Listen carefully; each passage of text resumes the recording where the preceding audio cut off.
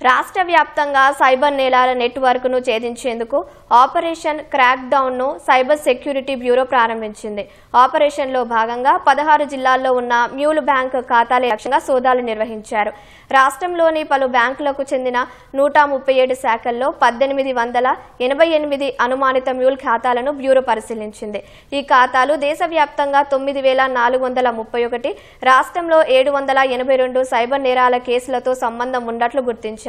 మొత్తం 512 మంది పోలీసులు 137 బృందాలుగా ఆయా బ్యాంకు శాఖలకు వెళ్లి మ్యూల్ ఖాతాదారుల కేవైసీ వివరాలను సేకరించారు. ప్రాథమిక విచారణలో కొన్ని చోట్ల వందల సంఖ్యలో ఖాతాలు ఉన్నట్లు తేలింది. వీటిలో బ్యాంకు సిబ్బంది పాత్రలపై పోలీసులు ఆరా తీస్తున్నారు. ఏజెంట్లతో వ్యవస్థీకృత నేరాలకు పాల్పడుతున్నట్లు గుర్తించారు.